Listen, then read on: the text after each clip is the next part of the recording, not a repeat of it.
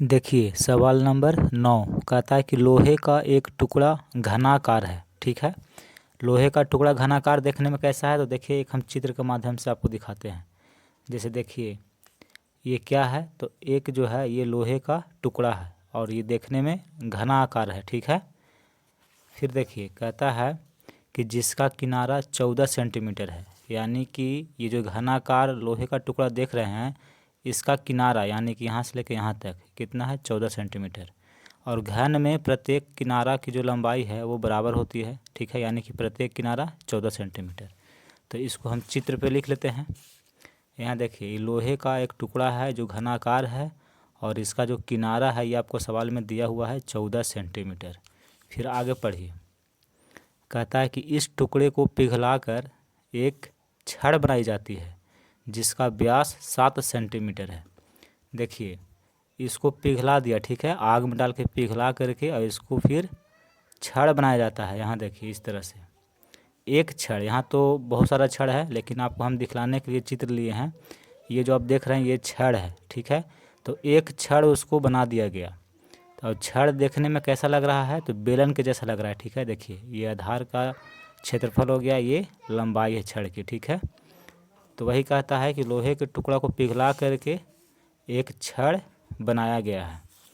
फिर देखिए जिसका व्यास 7 सेंटीमीटर है, तो छड़ की लंबाई ज्ञात कीजिए। देखिए इसका व्यास, ठीक है, ये जो व्यास आप देख रहे हैं ये 7 सेंटीमीटर है।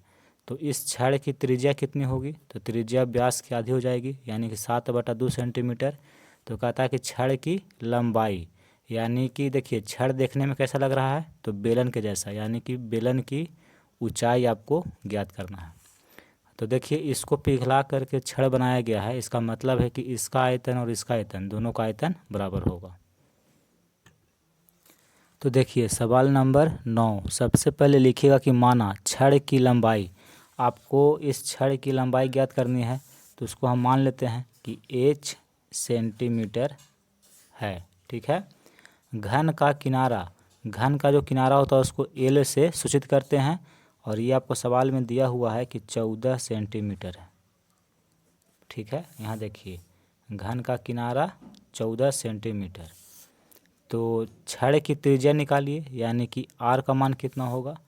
देखिए इस छड़ का व्यास आपको 7 सेंटीमीटर दिया हुआ है, तो त्रिज्या व्यास की आधी हो जाएगी। तो त्रिज्या यानी कि जो व्यास है 7 सेंटीमीटर उसको हम आधा कर लेंगे, इतना सेंटीमीटर छड़ की त्रिज्या। प्रश्नानुसार कहता है कि जो घन, देखिए घन, यहाँ पे घन का आयतन लिखे हैं। पहले समझिए लोहे का जो टुकड़ा है ये देखने में कैसा लग रहा है, घन के जैसा लग रहा है। ठीक है, और ये जो छड़ आप देख रहे हैं ये लग रहा है देखने में बेलन के जैसा। ठीक है, इसको पिघला करके छड़ बनाया गया है, यानी कि इसका आयतन और इसका आयतन दोनों का आयतन बराबर होगा। तो यहाँ लिखे हैं कि छड़ का जो आयतन होगा वो किसके बराबर होगा, तो घन के आयतन के। घन क्या है, तो लोहे का टुकड़ा, लोहे का टुकड़ा जो है घन के रूप में है, यानी कि घन का आयतन। तो छड़ है देखने में लग रहा है बेलन के जैसा, यानी कि πr²h। तो छड़ का आयतन ये हो जाएगा और घन का आयतन हम जानते हैं कि जो किनारा है उसका घन होता है। इसी को हम सॉल्व करेंगे। ठीक है, पाई का मान होता है 22/7। देखिए त्रिज्या 7/2 उसका स्क्वायर है, यानी कि 7/2 गुना 7/2। और ऊंचाई, ऊंचाई आपको निकालनी है h का मान। ठीक है, बराबर L, किनारा है 14 सेंटीमीटर, तो 14 का घन। इसी को सरल करते हैं। देखिए एक 7 से एक 7 कट जाएगा और 22 2 से कट जाएगा 11 बार में, तो 11×7 = 77 बटा में 2 है और गुना में h है। ठीक है, बराबर 14 का घन, यानी कि 14 गुना 14 गुना 14। h का मान निकालना है, तो ये 2 देखिए इसके साथ गुना में हो जाएगा और 77 इसके बटा में हो जाएगा। ठीक है, यहाँ देखिए h बराबर, पहले इधर जो है उसको लिख लेते हैं, 14 गुना 14 गुना 14 है, 2 नीचे में है तो बराबर उधर जाएगा तो ऊपर में चला जाएगा। और 77 ऊपर में है तो इधर आके बटा में हो जाएगा। इसी को सॉल्व करना है। देखिए ये दोनों 7 से कट जाएगा, 7 से इसको काटेंगे तो 11 बार में, और 7 से इसको काटेंगे तो 2 बार में।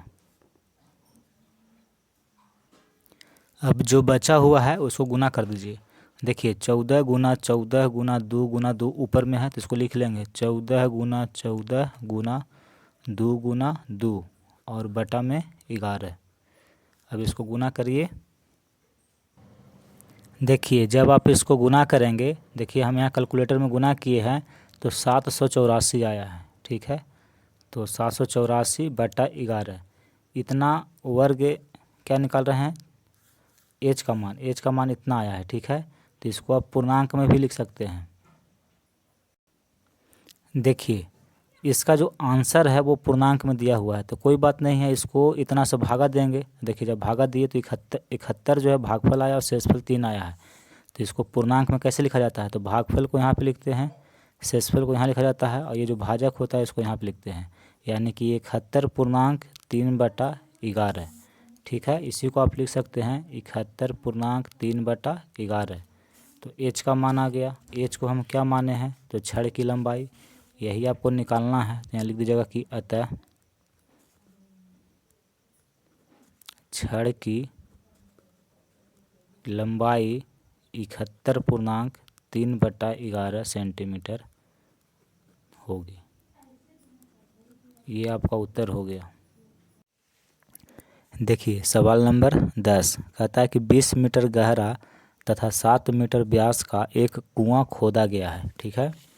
जैसे देखिए यह एक कुआं है और इस कुआं की जो गहराई है वो 20 मीटर है और इस कुएं का व्यास, ठीक है, ये जो वृत्ताकार आप देख रहे हैं इसका जो व्यास है वो 7 मीटर है। फिर देखिए कहता है कि और कुएं से निकली मिट्टी को, जब आप कुआं खोदिएगा तो उसमें से मिट्टी निकलेगी, तो उस मिट्टी को सामान्य रूप से फैलाकर 22 मीटर लंबा और 14 मीटर चौड़ा विस्तार का एक चबूतरा बनाया गया है, ठीक है। जब इस कुएं में से आप मिट्टी निकालें तो मिट्टी को निकाल करके इस तरह से देखिए, ये जो आप देख रहे हैं इस तरह से समान रूप से मिट्टी को फैला दिए तो क्या बन गया, चबूतरा बन गया। ये चबूतरा देखने में कैसा लग रहा है, तो घनाभ के आकार का जैसा लग रहा है, ठीक है। तो कहता है कि इस चबूतरे की ऊंचाई ज्ञात कीजिए। देखिए चबूतरे की ये लंबाई है, ये चौड़ाई है, और ज़मीन से जो ये ऊपर उठा हुआ है इसी को बोलते हैं ऊंचाई। यही ऊंचाई आपको ज्ञात करनी है। इसकी लंबाई और चौड़ाई सवाल में दिया हुआ है। देखिए सवाल नंबर 10 कहता है कि चबूतरा की ऊंचाई ज्ञात कीजिए, यानी कि गहराई ज्ञात करिए, ठीक है। तो हम मान लेते हैं कि माना चबूतरा की गहराई, जैसे ये चबूतरा है, चबूतरा कैसा होता देखने में ये हम आपको मोबाइल में दिखा चुके हैं। तो गहराई इसको बोलते हैं, ये जो देख रहे हैं यही गहराई है। तो इसको हम मान लेते हैं कि गहराई h मीटर है, ठीक है, h मीटर। देखिए चबूतरे की लंबाई और चौड़ाई आपको दिया हुआ है, 22 मीटर लंबा है और चौड़ा 7 मीटर है, 14 मीटर है, ठीक है। तो चबूतरा की लंबाई दिया हुआ है 22 मीटर, ठीक है, और चबूतरा की जो चौड़ाई है वो है 14 मीटर। कुआं की त्रिज्या r निकालिए। जैसे ये कुआं है तो कुआं का कहता है कि व्यास दिया हुआ है सवाल में, व्यास देखिए यहाँ से लेके यहाँ तक, ठीक है, ये है 7 मीटर। तो त्रिज्या व्यास की आधी होती है, यानी कि व्यास है 7 मीटर तो उसको हम आधा कर देंगे, तो 7/2 मीटर कुआं की त्रिज्या, ठीक है। गहराई मतलब ऊंचाई, गहराई भी आपको सवाल में दिया हुआ है, कुआं की जो गहराई है वो 20 मीटर है। तो सब हम जो भी दिया हुआ था उसको लिख लिए। अब देखिए ये चबूतरा जो बनाया हुआ है ये इसमें जो मिट्टी का प्रयोग हुआ मिट्टी कहाँ से आई है, तो इस कुएं में से आई है। कहने का मतलब है कि इस कुएं का जो आयतन होगा वही इस चबूतरे का आयतन होगा, ठीक है, यानी दोनों का आयतन क्या होगा, बराबर होगा। तो देखिए हम यहाँ पे लिखे हैं कि चबूतरा का आयतन और कुआं का आयतन, दोनों का आयतन बराबर होगा। क्यों बराबर हुआ, क्योंकि कुआं में से जो मिट्टी निकला है उसी मिट्टी को निकाल के चबूतरा बनाया हुआ है, तो जो इसका आयतन होगा वही इसका आयतन होगा। चबूतरा देखने में कैसा लगता है, घनाभ के जैसा लगता है। तो घनाभ का आयतन लंबाई गुना चौड़ाई गुना ऊंचाई, ये घनाभ के आयतन का सूत्र होता है। कुआं का आयतन, कुआं है बेलनाकार और बेलन का आयतन होता है पाई आर स्क्वायर एच। ठीक है। आपको चबूतरे का, देखिए चबूतरे की गहराई निकालनी है। ठीक है, तो इसको हम ऊंचाई की जगह पर एच लिखेंगे, तो यहाँ पे आपको कैपिटल एच लिखना होगा। दोनों एच लिखेंगे तो गड़बड़ हो जाएगा। ठीक है, यहाँ मान लेते हैं, कोई दिक्कत नहीं है। देखिए कुएं की गहराई को हम कैपिटल एच मान लेते हैं, तो यहाँ एच हो जाएगा। अब लंबाई आपको दिया हुआ है 22 मीटर, चौड़ाई है 14 मीटर, तो यहाँ लिखेंगे 22 गुना 14, और ऊंचाई निकालनी है तो ये एच हम माने हैं। पाई का मान होता है 22/7। कुएं की त्रिज्या 7/2 है और त्रिज्या का वर्ग है, यानी कि 7/2 गुना 7/2, और कुएं की गहराई 20 मीटर, तो 20 लिख देंगे। एच का मान निकालिए।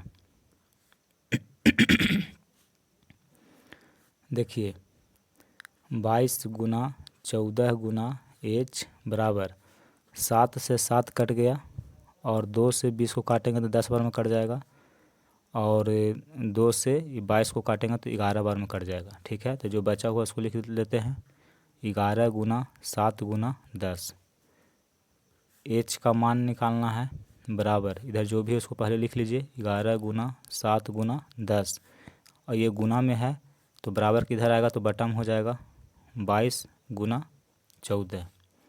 22 11 से कट जाएगा 2 बार में, देखिए 14 7 से कट जाएगा 2 बार में, 2 से 10 कट जाएगा 5 बार में, तो ऊपर 5 और बटा में 2, 5 को 2 से काटेंगे तो 2.5 इतना बार में कट जाएगा।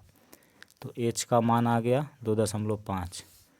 चबूतरा की गहराई ज्ञात करनी है, इसी को एच माने हैं, तो यहाँ पे लिखेंगे कि अतः चबूतरे की ऊंचाई, देखिए चबूतरे की ऊंचाई होती है, गहराई नहीं होती है। ठीक है, ऊंचाई होती है, तो चबूतरे की ऊंचाई 2.5 मीटर होगी। ठीक है, यहाँ पे आप गहराई मत लिखिएगा, चबूतरे की ऊंचाई लिखिएगा। तो ये आपका उत्तर हो गया।